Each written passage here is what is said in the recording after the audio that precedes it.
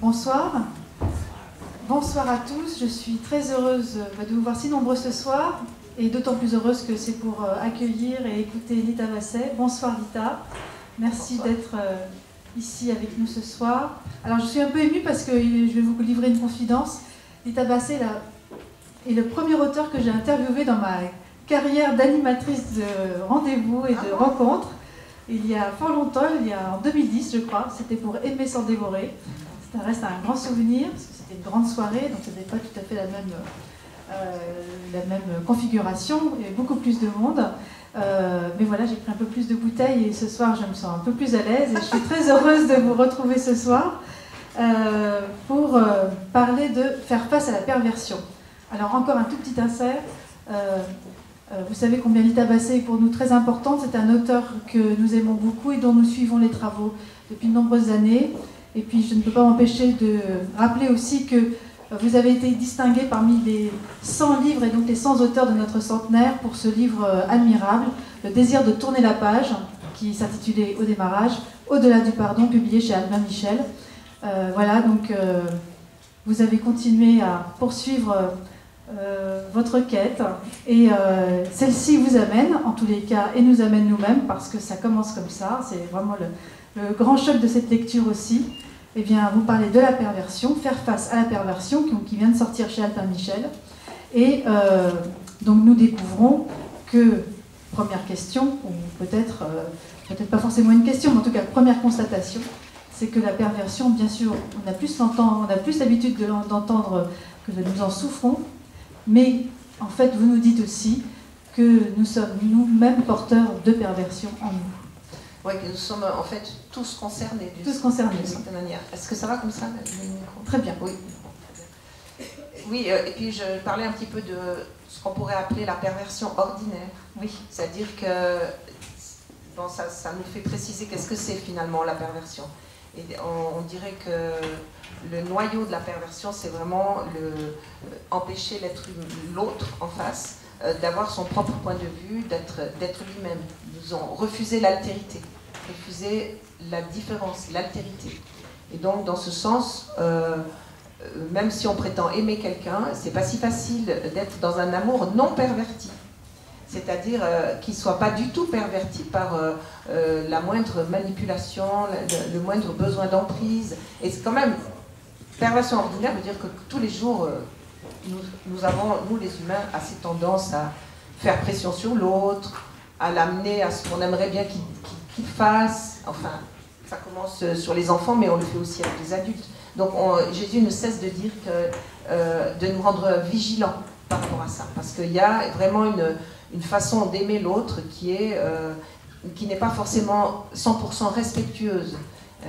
Donc parvenir à un amour non perverti du tout, c'est quand même du travail. C'est le travail d'une vie. Ben oui, c'est en tout cas une vigilance d'une vie, je dirais. C'est vrai, oui. Bien dit. Alors, ce livre est très dense. Il se décompose en deux parties. Il y a une première partie qui détecte toutes les subtilités de la perversion, de comment elle se manifeste. Stratégie, voilà. Ouais. Avec la ressource spirituelle qui lui va. Ouais. Et puis, non, c'est pas vraiment une... L'éditeur a fait comme ça, mais c'est pas une ressource spirituelle qui colle tout à fait bien avec une stratégie précise. C'est que je me suis dit, si tu fais toute une partie sur les stratégies perverses, les gens vont être totalement plombés. Et puis, ils vont même pas arriver jusqu'à la partie des ressources spirituelles. Tandis que si tu alternes une stratégie perverse et une ressource spirituelle, chaque fois, tu permettras au lecteur de reprendre leur souffle. Leur souffle, exactement. Oui. C'était très bien trouvé parce que ça permet justement une lecture continue. Voilà de ne pas être découragé à chaque fois. Voilà. Absolument. Parce qu'un peu plus, à chaque chapitre, on peut se retrouver complètement enfoncé. Ah oui, tout à fait. C'est sûr. C'est vrai. Et la deuxième partie, qui s'intitule « Pour aller plus en profondeur », alors là, vous prenez des points, en tous les cas, des réflexions précises pour justement continuer à approfondir certains points qui n'ont pas pu forcément être explorés dans justement ces stratégies. Oui. Voilà. Oui. Et qui permettent justement peut-être de prendre un peu plus de recul et de réfléchir tranquillement. Voilà, comme par exemple, les gens se demandent très souvent, mais pourquoi certaines personnes se comportent comme ça? Alors, est-ce qu'elles le font exprès? Est-ce qu'elles veulent ne pas entendre, ne pas prendre conscience, ou elles ne peuvent pas prendre conscience. Voilà une question qui revient très souvent. Donc, c'est voilà, aussi, en quoi la responsabilité de l'entourage était déterminante. Voilà, c'est un des points. Du coup, en quoi je suis responsable d'intervenir ou de dire des choses de l'ordre de la vérité dans une situation de perversion? Voilà, c'est une question de fond. Oui. Alors, donc je vous propose de plutôt, donc je vais vous laisser découvrir, mais il m'a semblé intéressant, après la lecture du livre, qu'il y avait quand même des mots qui frappaient fort dans votre livre, qui faisaient écho à des expériences personnelles, ou en tout cas des réalités connues, concrètes, de vie. Et j'avais envie de vous faire parler autour de mots que moi j'ai retenus comme étant forts dans votre livre, que sont la division, l'ego divin, l'enfance, à mon avis importante, Jésus parce qu'il est central dans ce livre, la vérité et l'altérité que vous venez d'évoquer. Alors parlons de la division, parce qu'on parle de la perversion dans ce livre. On pourrait aussi, quelque part, c'est un des moteurs, une stratégie du diviseur. Alors, tout à fait, parce que là, il y a aussi un chapitre, pour aller plus en profondeur, et ça commence comme ça, en fait. Pourquoi il faut prendre au sérieux le diviseur? Donc, traditionnellement, on appelle le diable, le diabolos, mais en grec, diabalo veut dire justement diviser. C'est pour ça que je l'appelle le diviseur ou le destructeur des liens. C'est cette force qui nous dépasse, qui est plus que juste les humains qui sont dans des stratégies perverses. C'est quelque chose qui vient de plus loin. Il y a une destructivité qui vient de tellement loin que Jésus lui-même dit certains démons, bon lui il les appelle des démons, mais on peut transposer en disant les forces de division ou les forces de mort. Il dit il y en a qui ne peuvent être chassés que par la prière. Ce qui veut dire par un recours à plus grand que nous, parce qu'on a peut-être épuisé toutes nos ressources psychologiques en particulier. Et c'est pour ça aussi que le sous-titre du livre, c'est quand même des ressources spirituelles inattendues. C'est que moi, je reçois en accompagnement spirituel pas mal de personnes qui ont fait des psychothérapies, des psychanalyses, qui ont vraiment fait tout le travail possible et imaginable sur le plan psychologique et qui se heurtent à quelque chose de plus fort, de plus résistant et qui, au fond, viennent chercher comment mobiliser leurs ressources spirituelles.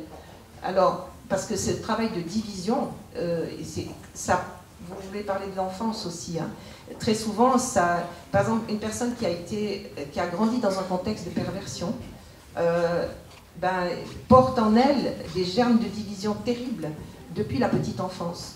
Et cette personne, à l'âge adulte, elle va, même si elle travaille énormément dessus, elle va avoir à se confronter vraiment au diviseur, on va dire, presque des majuscules. Donc c'est aussi pour ça que j'ai tout un chapitre, en tout cas une partie de chapitre, sur l'imposition des mains. Donc c'est quelque chose que j'ai mis en œuvre à cause des paroles de Jésus sur ce sujet qui était je vous ai donné le pouvoir de chasser les démons, c'est-à-dire de lutter contre le diviseur par la prière. Dans mon nom, la prière en mon nom. Et c'est quelque chose dont je n'aurais jamais parlé dans ce livre si je ne l'avais pas expérimenté moi-même, si je n'en avais pas bénéficié moi-même déjà, à titre personnel, dans mon propre parcours. Et après, si je n'en avais pas été témoin X fois, et actrice même, dans ce travail de parole de déliement, j'aime bien pas dire de parole de déliement, dans le nom de Jésus. Alors c'est vraiment quelque chose à prendre très au sérieux. Je trouve qu'en plus ça va, moins nous pouvons minimiser, banaliser la puissance de ces forces de division qui peuvent être à l'œuvre même dans les familles les plus unies, dans les communautés religieuses ou spirituelles les plus rayonnantes, partout quoi. Même à des endroits qu'on attendrait, moins on se méfie ou on se doute que ça pourrait arriver, plus ça peut arriver, justement.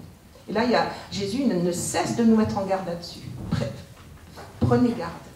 Prenez garde. Et la chose qui revient sans arrêt, qui est d'ailleurs le premier chapitre, c'est l'hypocrisie. L'hypocrisie, l'imposture, le double langage. J'étais absolument scotché, comme on dit aujourd'hui, par le nombre de passages à travers ces 4 évangiles où Jésus est confronté à des comportements pervers qui sont répertoriés dans tous les livres de psycho qu'on peut lire aujourd'hui. Bon, il n'y avait pas le concept n'était pas là, bien sûr, mais il en a fait les frais et il les a nommés, il les a nommés. C'est déjà énorme de les nommer, et ensuite il a lutté contre, en disant attention, faites attention, prenez garde, car ils viennent vers vous avec en habits de, comment il dit ça, habillés comme des brebis, mais au-dedans ce sont des loups rapaces, etc. Donc, ça c'est la découverte que vous avez faite quand vous avez décidé de travailler sur le sujet et que oui. vous avez donc relu intégralement les 4 évangiles. Oui. C'est une des questions que je voulais vous poser. Quelle a été votre plus grande surprise? Est-ce que vous vous attendiez à ça? Pas du tout. Et d'ailleurs, pourquoi j'ai décidé de faire ça? Je ne peux pas vous le dire, c'est venu de là-haut. Parce que franchement, un beau matin, c'était une évidence que je devais relire les 4 évangiles de A jusqu'à Z en pointant ou en sélectionnant tous les passages qui relevaient de cette problématique-là. Ça m'a été vraiment inspiré.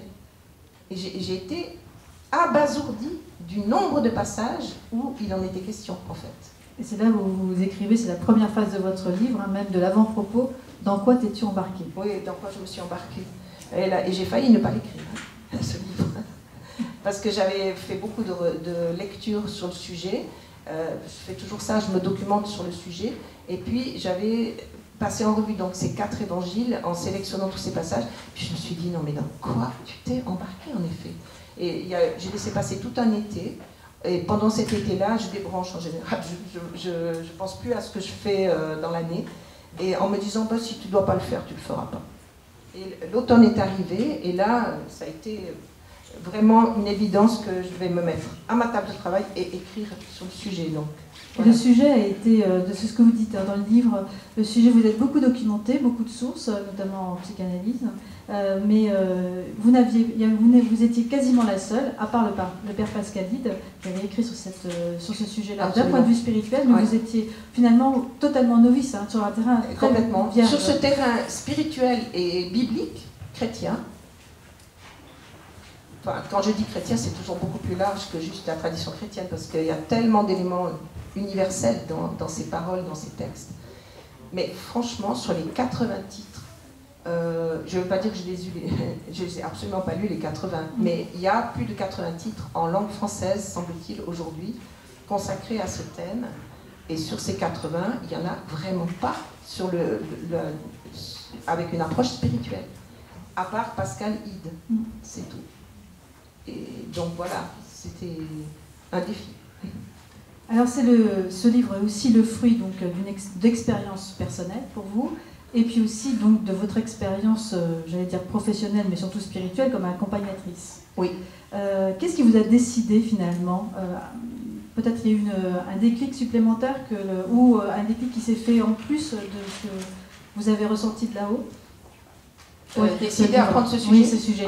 Je suis absolument persuadée aujourd'hui que ça m'a été inspiré par la détresse des gens. Parce que plus ça allait, plus je percevais. Je fais énormément d'accompagnement individuel depuis plus de 30 ans. Et plus les années ont passé, plus cette problématique revenait sur le tapis constamment. Et les conférences, il n'y avait pas une conférence ou une session que je faisais sans que quelqu'un lève la main à un moment donné et amène ce sujet. Ça finit par titiller. Hein. C'était un thème qui revenait tout le temps. Et j'ai vu beaucoup de souffrances et de personnes qui étaient dans une détresse et un sentiment de sans-issue. Alors je pense que ça a été beaucoup le moteur pour m'attaquer à ce problème-là. Alors vous avez en toute fin d'ouvrage, vous relatez un accompagnement spirituel que vous avez eu pendant de longues années, qui m'a beaucoup touchée, qui est très éloquent, qui est l'histoire de cette dame qui va mourir à 100 ans, oui. Et qui, je vous laisse raconter, mais qui va nous amener au point que j'aimerais qu'on développe ensuite sur l'ego divin. Oui, parce que c'était une dame, une bonne chrétienne, protestante, qui avait vraiment toute sa vie fréquenté les églises, etc., l'église protestante et tout, et qui était passée pour elle était quelqu'un de très dur, ne se laissant pas toucher, puis elle envoyait beaucoup de jugements à l'emporte-pièce, et puis, ouais, je ne veux pas dire qu'elle calomniait, mais quand même, c'était pas très loin. On va dire, il y avait quand même quelque chose d'assez destructeur dans sa manière de faire, et puis, petit à petit, à mesure que le temps passait, j'ai commencé à la visiter régulièrement, enfin, elle m'a demandé de la visiter régulièrement, et donc il y a une relation qui s'est tissée, Et je me suis beaucoup intéressée à son histoire, d'où elle venait, de ce qu'elle avait vécu, etc. Et elle s'est tellement engagée dans la relation, cette relation-là, que, en effet, elle est morte, elle avait plus de 100 ans, et elle avait vraiment beaucoup évolué, au point que ses proches disaient « on ne l'a pas reconnue ces dernières années ».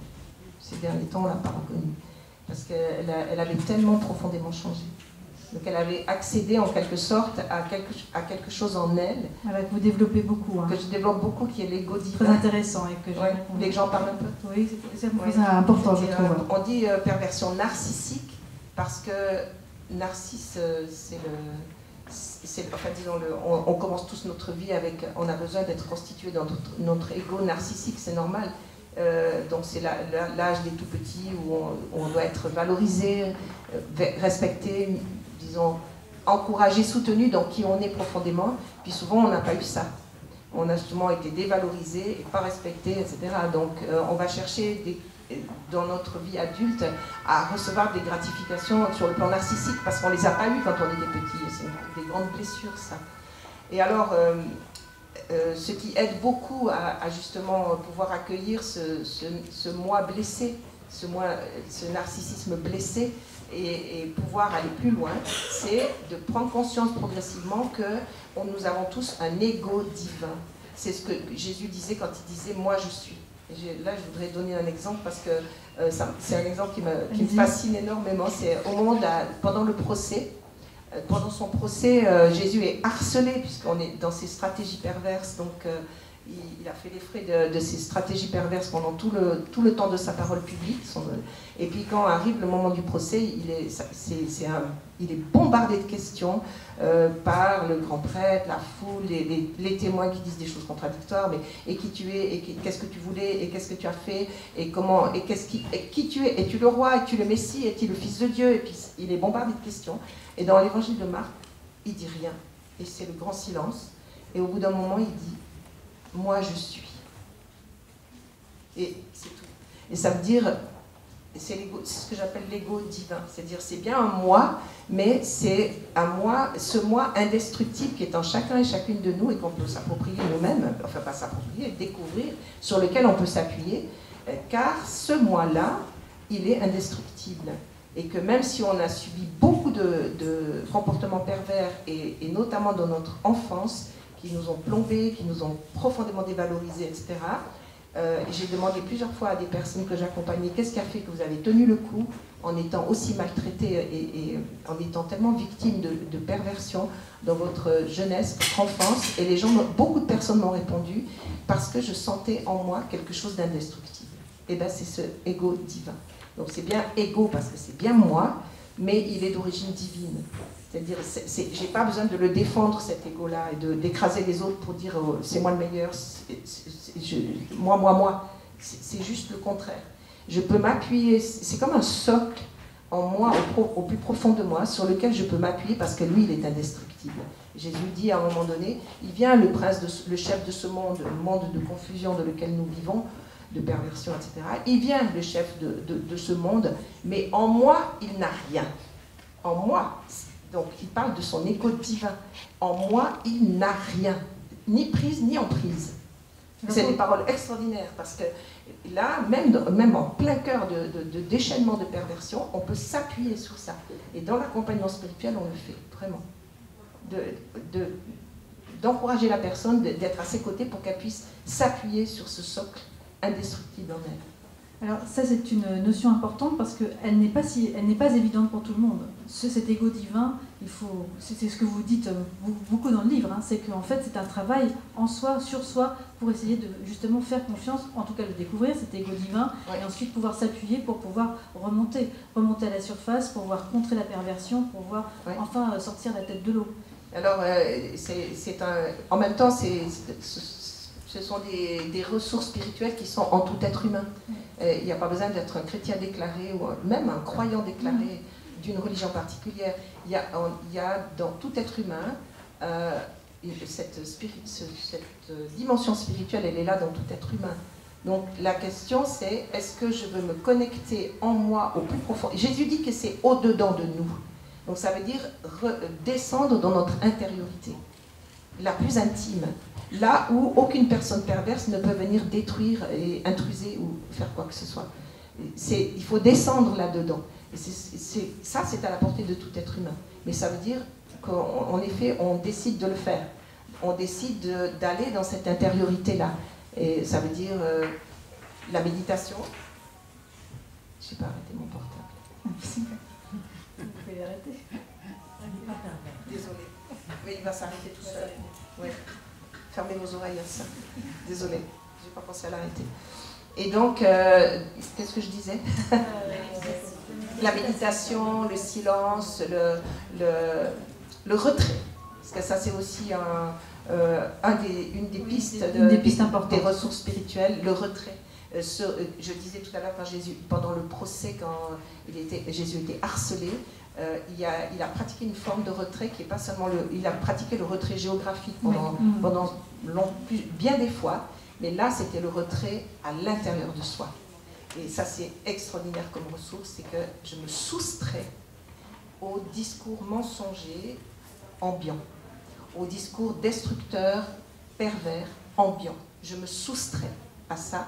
Et en faisant quoi? En descendant dans mon intériorité, là où, dans mon jardin secret, on pourrait dire, et tout le monde peut le faire, n'importe quel être humain.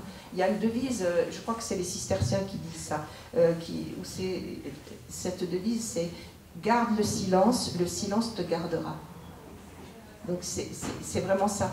Et là, dans cette profondeur-là, on peut faire cette expérience, et j'en suis témoin même des personnes qui ne sont pas du tout branchées spiritualité chrétienne, ou n'importe quel être humain peut faire cette expérience. Est-ce qu'on peut apparenter ça à la confiance en soi, avant même de parler d'ego divin? Est-ce qu'il ne faut pas y avoir confiance? La confiance en soi n'est pas possible s'il n'y a pas une confiance en l'autre qui est là. D'accord. Donc l'autre grand A, et souvent c'est dans l'accompagnement où je vois que c'est des chemins que beaucoup de gens peuvent faire quand ils sont en lien avec quelqu'un, et un lien authentique. Quand il y a vraiment une parole de vérité qui circule entre la personne et la personne en face, alors l'autre, petit a, n'est plus une menace.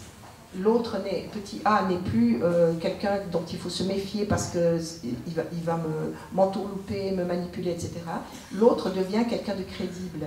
Et souvent, c'est par cette médiation-là que la personne va pouvoir commencer à se connecter au tout autre qui est là, à l'autre grand A, qui l'habite profondément.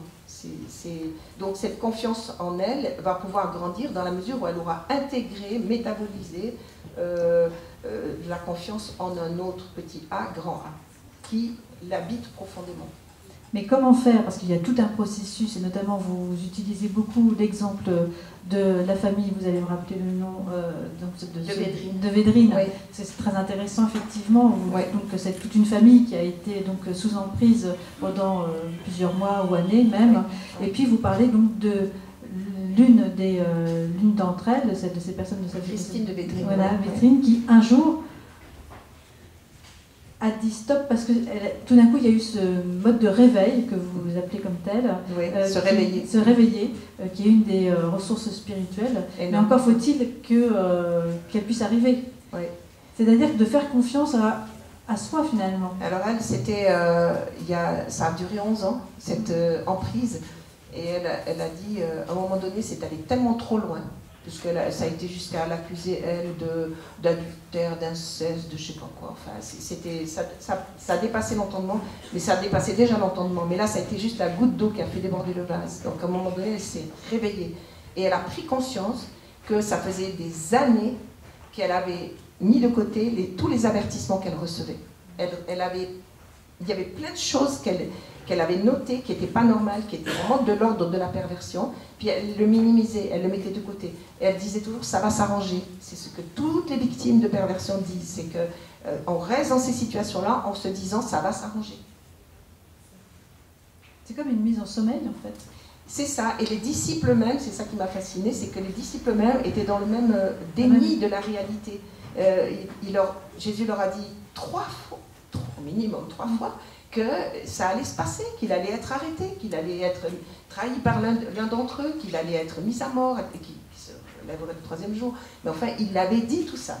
Et eux, ils sont à Gethsémane et ils dorment du sommeil du juste. Et comme on dit, beaucoup de gens qui tout à coup se réveillent quand la perversion éclate au grand jour, alors les gens disent « je n'ai rien vu venir ». Ben, les disciples, ils n'ont rien vu venir. Alors qu'ils avaient été archi-avertis, et pas par n'importe qui, par Jésus lui-même. Ils n'ont rien vu venir, ni au propre ni au figuré, puisqu'il faisait nuit et ils dormaient profondément. Mais ils n'ont pas entendu les avertis. Ça, c'est aussi une ressource énorme, d'écouter ce que les autres nous disent. Parce que si je suis seule dans mon petit bocal, je vais continuer à cultiver l'idée que oh ben, ça va s'arranger, et puis dans le fond, la personne n'est pas si mauvaise que ça, et puis il y a quand même de bons moments, et puis au fond, je vais toujours minimiser, et puis me laisser, continuer à me laisser maltraiter, manipuler, etc. quoi. Harceler. Alors, vous aurez compris, on va laisser du temps pour les questions. J'ai quand même une dernière question avant d'autres, si vraiment personne ne veut s'exprimer, mais qui est intéressante, qui fait partie donc de cette deuxième partie, oui. Pour aller plus en profondeur, et qui en fait est une vraie question parce que je pense qu'il y a aussi cette notion de culpabilité de celui qui souffre de perversion et qui notamment doit s'opposer à chacun, je pense. Vous dites, c'est le dernier point que vous abordez, peut-on garder la relation avec une personne perverse en connaissance de cause? C'est ça. Alors, le plus important dans cette phrase, c'est le « en connaissance de cause ». Ça veut dire qu'il y a un outil, enfin une ressource spirituelle qui a été mobilisée énormément par Jésus lui-même, c'est la lucidité. La lucidité,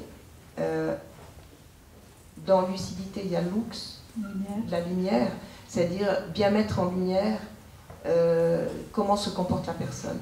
Et une ressource énorme, essentielle à mon avis, c'est la différenciation.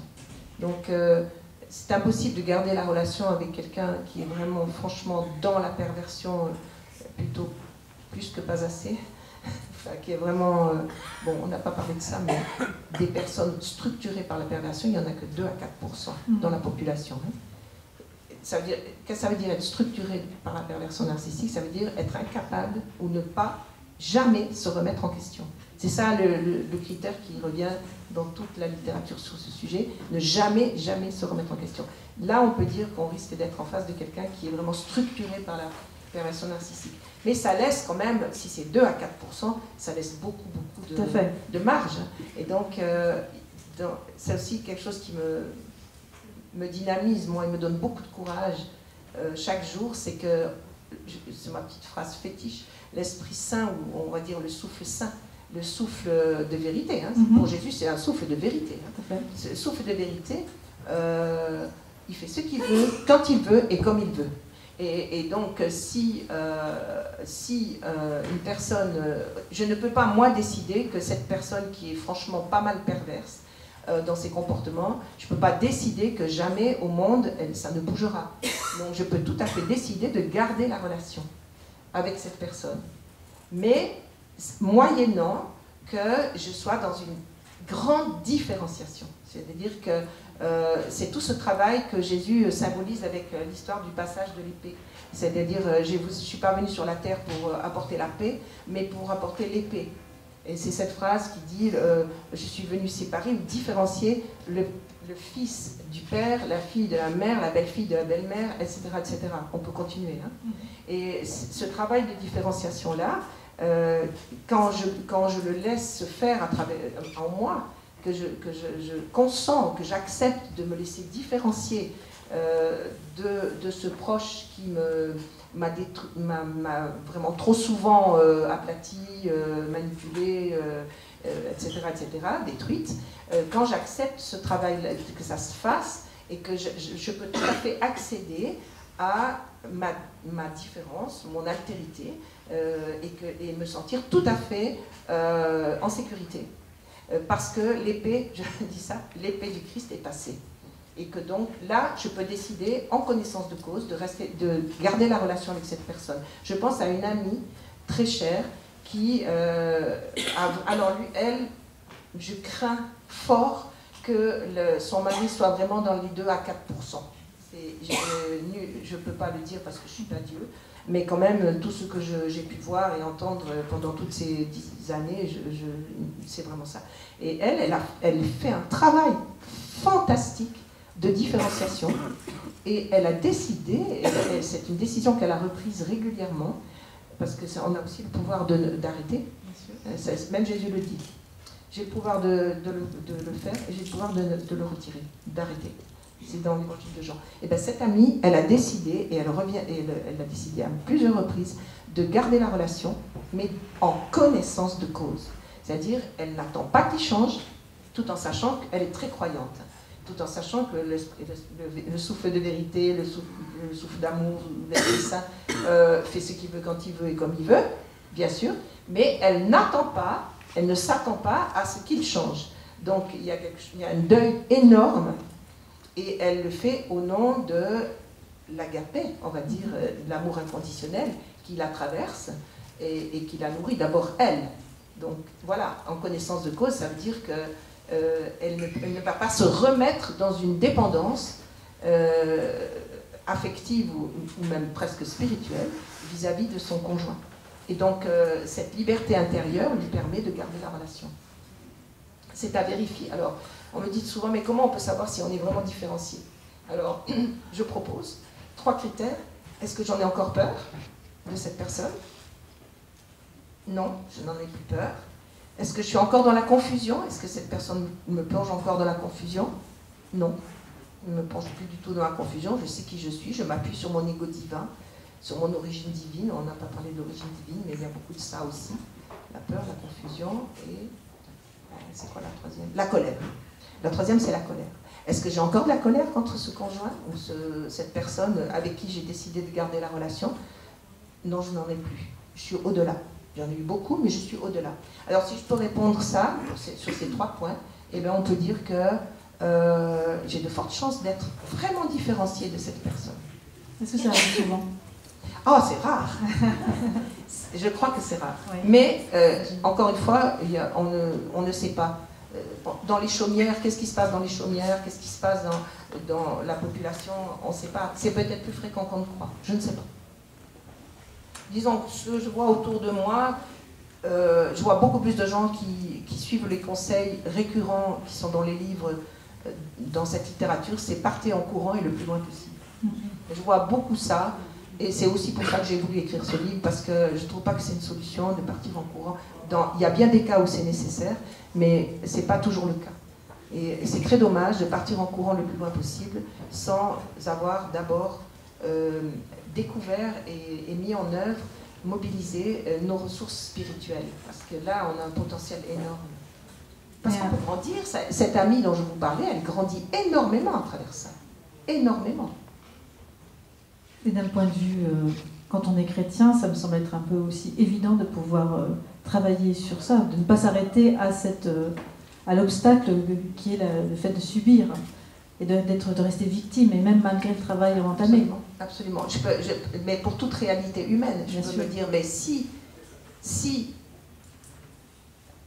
le vivant, la vie, peu importe comment on appelle Dieu, plus grand que nous, m'a placé dans cette situation-là. Alors, c'est pas seulement la vie de couple, hein, ça peut être dans un lieu professionnel. Si je prends moi, dans les lieux professionnels où j'ai été, je vous jure, j'ai fait un chemin à travers ces passages. J'en ai subi des stratégies perverses. J'aurais jamais. Vous m'auriez annoncé il y a un certain nombre d'années que j'écrirais une fois sur ce sujet, en donnant des exemples personnels. J'ai jamais nommé personne, hein, ni même d'institution, ni rien, de cadre. Hein, mais j'ai vécu ces choses-là. Si vous m'aviez annoncé que j'allais écrire là-dessus, je vous aurais dit jamais de la vie, parce qu'à ce moment-là, soit j'étais dans la peur, soit j'étais dans la colère. J'avais pas du tout fini mon travail de différenciation. C'était quoi déjà votre question? Excusez-moi. C'est-à-dire que quand on est chrétien, ça semble d'autant plus, enfin, peut-être non pas un devoir, mais vous voyez. Oui, et bien, ce que je pourrais vous dire aujourd'hui, c'est que, d'une certaine manière, je suis reconnaissante d'avoir dû faire ce chemin. Parce que c'est qu'est-ce qu'on en fait? Ce qui nous arrive, c'est qu'est-ce qu'on en fait? On peut décider de ne rien en faire, mais si cette chose m'est arrivée, c'est peut-être que j'ai quelque chose à en faire. Et c'est même sûrement comme ça. peut-être que je ne le vois pas tout de suite, mais que Jésus disait toujours, mais arrêtez de regarder en arrière en vous demandant pourquoi c'est arrivé, pourquoi A plus B plus C, etc. Regardez devant, c'est-à-dire qu'est-ce que vous allez faire de ce qui vous est arrivé en fait. Qu'est-ce que vous allez en faire? Et là, la vie nous surprend tout le temps. Moi, je suis vraiment très surprise et reconnaissante parce que je me dis, j'aurais jamais imaginé que ce que j'avais enduré allait pouvoir être utile à d'autres, comme j'espère que ça va l'être, à travers, on me le dit déjà, à travers cette écriture-là. Alors, c'est le temps des questions. Alors, je vais juste vous donner une précision. Comme peut-être vous êtes nombreux à poser des questions, c'est vraiment des questions dont on a besoin pour que l'ITA puisse répondre de façon concise. Et puis, il y aura un temps de dédicace ensuite. Donc, on vous laisse, on vous écoute à présent. Est-ce que quelqu'un veut réagir? Madame? C'est une question. Est-ce que le pervers, s'il se rend compte que l'autre progresse et prend de la distance, accepte ça? Alors, la personne perverse, je dis toujours la personne perverse parce que je trouve que c'est d'abord une personne. Et est-ce que, je répète la question hein, pour tout le monde, est-ce que la personne perverse, quand elle se rend compte que la victime, enfin, ou la personne en face, sort de l'emprise, c'est ça, hein, sort de l'emprise, est-ce que cette personne l'accepte facilement? Alors, je dirais que ça dépend du degré de perversion chez cette personne, parce que les 2 à 4%, à mon avis, ils ne l'acceptent pas du tout. Et on a des exemples autour de nous de choses dramatiques, où ça décuple sa rage, et parce que la cible, on l'appelle souvent la cible, lui échappe. Alors il va chercher à se venger, il va chercher à regagner de l'emprise, etc. Donc dans ces 2 à 4%, je pense que là, ça peut être violentissime. Et là, Jésus a aussi des paroles très claires là-dessus. Par contre, dans des cas plus soft, on va dire, quand la personne a des comportements pervers, mais il n'y a pas que ça en elle. Là, j'ai des exemples très précis et même des exemples personnels où j'ai pu voir que cette personne s'adaptait à la nouvelle Lita, en quelque sorte. Mettons, si j'avais toujours dit oui, d'accord, ok, enfin, basté, quoi, si je prenais pas vraiment ma place, quand je commençais à parler en jeu, puis j'ai un souvenir très précis, c'était quand j'avais dit, il y avait une phrase en particulier, je le raconte ça dans le livre, il y a une phrase en particulier qui était très dévalorisante et qui était toujours dite en public, quand il y avait d'autres personnes autour, et c'était très dévalorisant, et ça m'a pris des années pour me rendre compte à quel point c'était dévalorisant et insupportable comme phrase, et un jour, c'est venu à ma conscience, puis j'ai dit, ça, je ne veux plus jamais l'entendre. Cette phrase-là, je ne veux plus jamais l'entendre. Et c'était assez fascinant parce que cette personne, dans les jours qui ont suivi, on commençait la phrase, puis hop, s'arrêtait tout de suite parce que j'ai vu que cette personne avait intégré parce que c'était au fond comme si je lui avais renvoyé en miroir la phrase qu'elle me... Jusque-là, elle me disait cette phrase, puis ça avait l'air de me couler dessus, donc pour elle, cette personne ne voyait pas à quel point c'était destructeur et dévalorisant. À partir du moment où je lui disais je ne veux plus jamais entendre, c'est totalement dévalorisant, c'est humiliant. Alors ça fait comme une prise de conscience. Ça, c'est dans le meilleur des cas. Est-ce que quelqu'un d'autre a une question? Madame. Monsieur.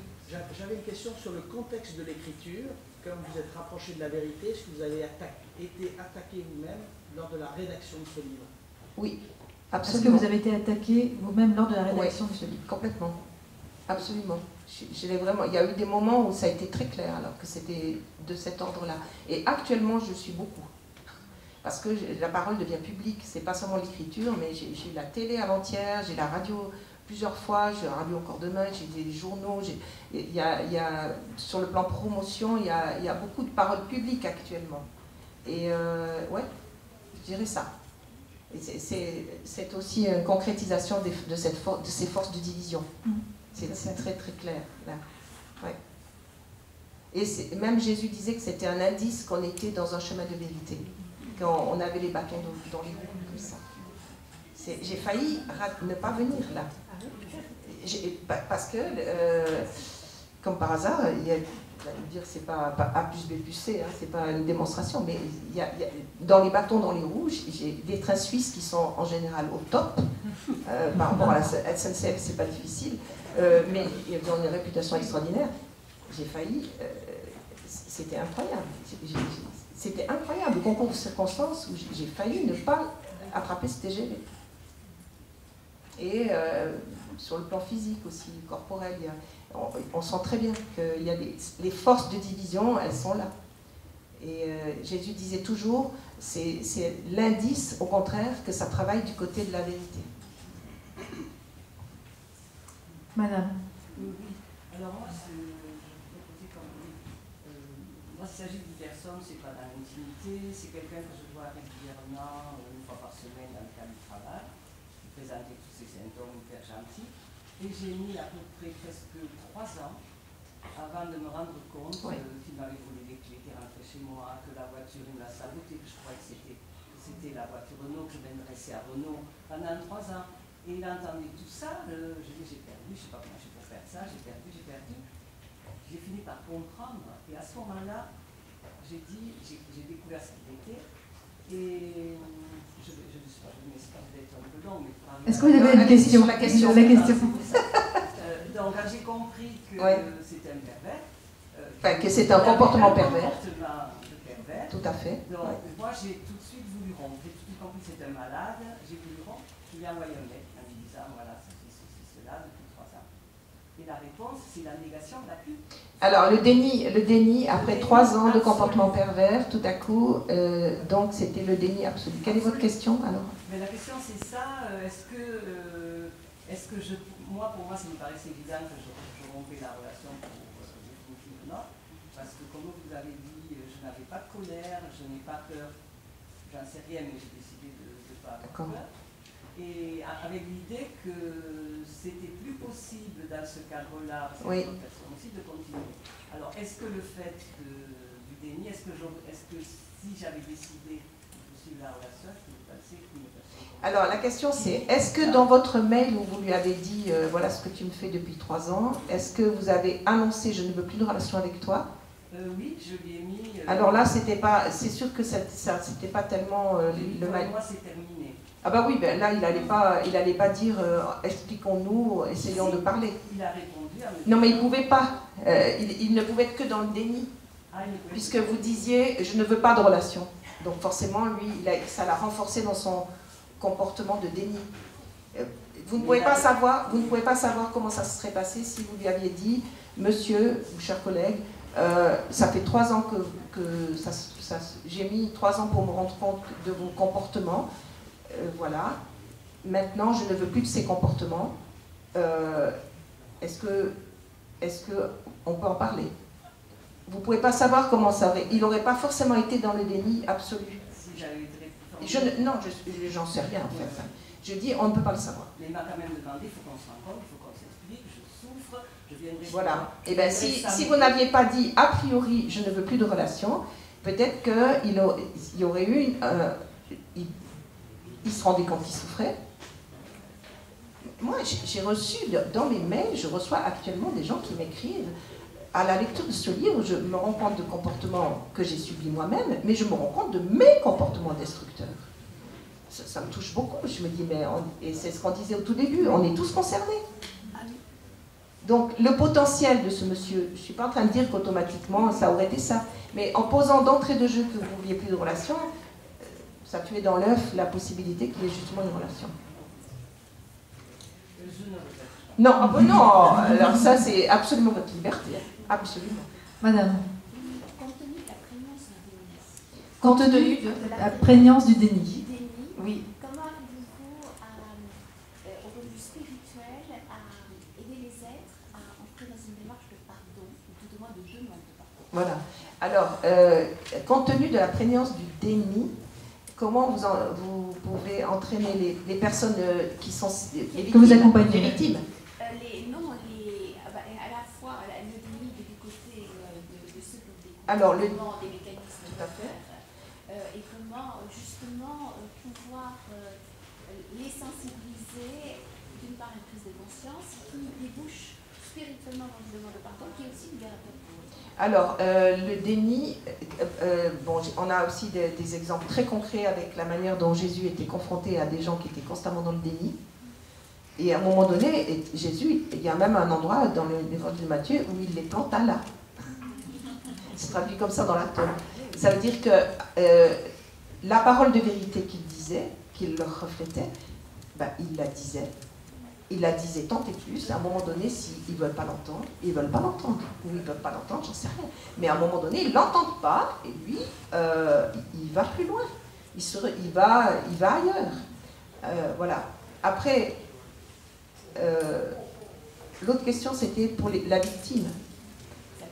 Les amener à, si j'ai bien compris votre question, les amener, comme vous les accompagnez spirituellement, les amener à obtenir, enfin, la notion de pardon. Conscience, oui. Qui les amène à demander pardon à leur victime. Ça vous est déjà arrivé de demander pardon à leur victime? Non, mais on vient de dire, dans le cas où ils restent dans le déni, ils n'ont rien fait. Non, mais moi, je n'accompagne pas des personnes qui sont dans le déni D majuscule, parce qu'ils ne viendraient pas chez moi. Ils ne viendraient pas en accompagnement, justement, parce qu'ils n'ont aucune envie de changer. C'est ça. Dès qu'il y a quelqu'un qui a un petit potentiel de changement, il va demander un accompagnement, bien sûr. Voilà. Madame? Justement, est-ce que c'est un signe pour reconnaître pas un comportement pervers, mais une vraie structure perverse, de dire ben, justement, il ne veut pas du tout changer, il ne veut pas du tout... Tout à fait, c'est le critère. C'est le critère. Oui, alors dans toute la littérature que j'ai pu voir, c'est toujours le critère, c'est la personne ne se remet jamais en question. Jamais. C'est toujours la faute de l'autre. C'est toujours la faute de l'autre, elle projette constamment. Enfin, c'est comme ça le mécanisme. C'est jamais responsable. Toutes les parties négatives d'elle-même qu'elle ne peut pas supporter, elle va les projeter sur l'autre. Et d'où la question magique pour la victime, c'est de se dire qu'est-ce que je porte qui n'est pas à moi? Qu'est-ce que je porte qui n'est pas à moi? Et ça, cette question-là, elle nous fait beaucoup, beaucoup avancer. Madame. La question, c'est pour l'entourage.